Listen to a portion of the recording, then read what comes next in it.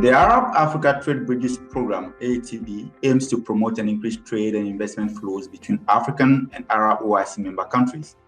On this episode of the AATB Insight, we welcome Dr. Gilmore Zanamwe, Head of Intra-Africa Trade Facilitation and Intra-African Trade Fair at the African Export-Import Bank, Afreximbank, to discuss trade development, health, and investment in Africa. Dr. Zanamwe, why is Arab-African collaboration vital to investment and trade development in Africa? I think we all know that intra-African trade and investment in Africa is very low, and there are several reasons for this. So at Afreximbank, we actually believe that it is important for Africa and the Arab countries to actually collaborate to increase intra-African trade and investment, because we believe that this is what is actually going to help to transform the continent and create the much needed jobs for our young people. We've actually seen it in other regions like Europe, where intra-African trade is very high, around 60%, as well as in Asia. And those regions that have managed to grow their trade managed to create decent jobs for our people.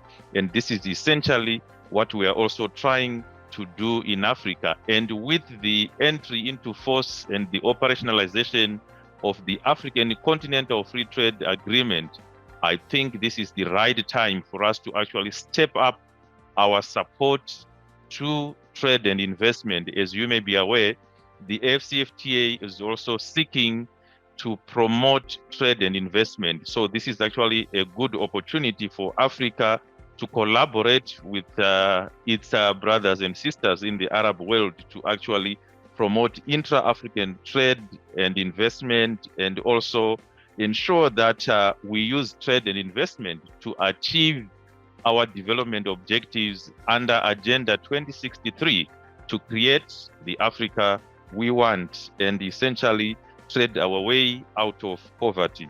Thank you. What notable milestone has the AATB program achieved with regards to the health sector in Africa in particular? Well, that's very good. And I want to actually highlight some of the key successes. But before I do that, I want to highlight that Afreximbank has been doing a lot in terms of supporting the development of quality infrastructure, as well as the harmonization of standards.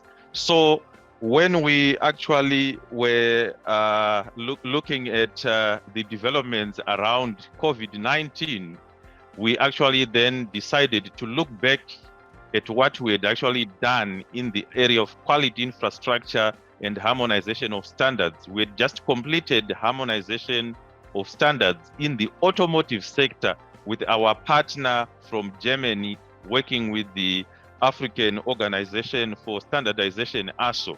So when we saw COVID come, we actually said we need to work with our partners to actually develop standards for the medical and pharmaceutical sector to enable us to be able to actually deal with the production of these COVID-related products, the masks, as well as the gowns and all the other equipment that were critical during COVID. So what we actually did was to mobilize resources from our partners, the International Islamic Trade Finance Corporation, the Arab Bank for Economic Development, as well as the ASO, and we mobilized the resources which enabled us to harmonize 120 standards that were related to COVID to enable us to support the production and trade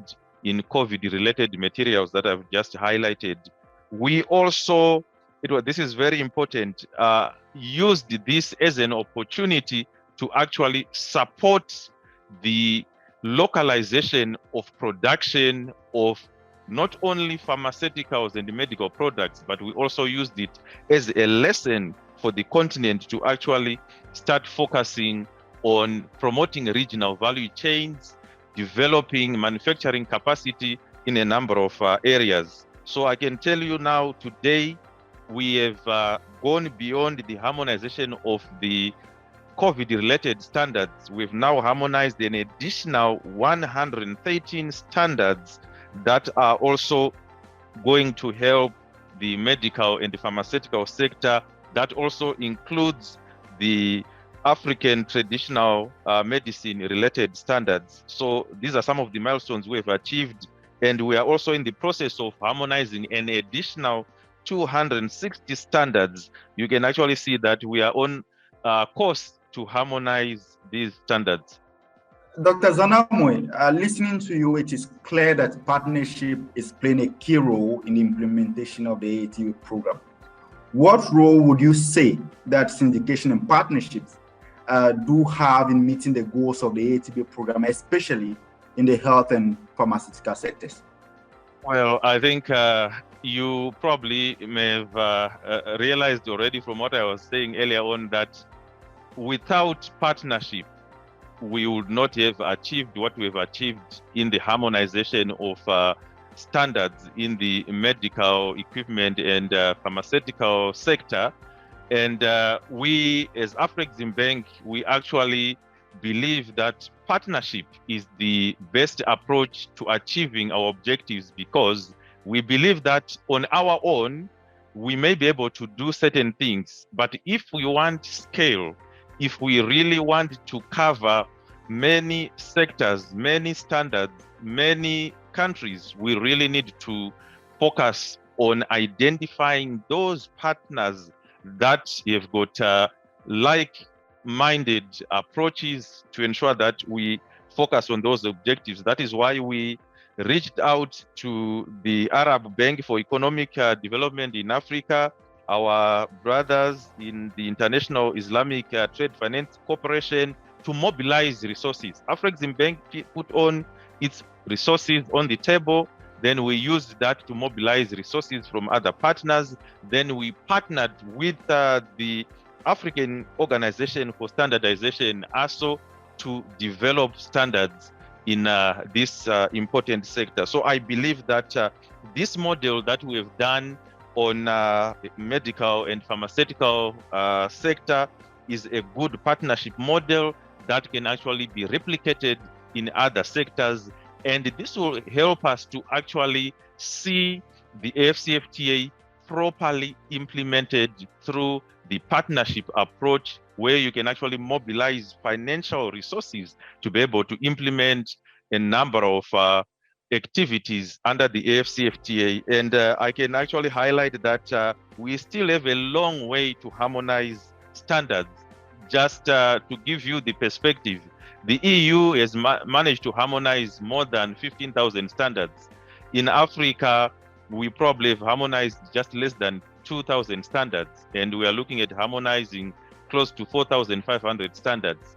And the importance of harmonizing standards is that with one standard, you will actually be able to have only one test instead of 55 tests. And the EU, when they succeeded in harmonizing standards, they were actually able to reduce the costs in the EU by about 2.5% using harmonized standards. So harmonization of standards is very important, and the only way we can do it is through partnership, because we are talking about just one sector, the pharmaceutical. There are other sectors. We've done the auto. We need now to move to the textiles as well as other sectors. So we can only succeed through partnership.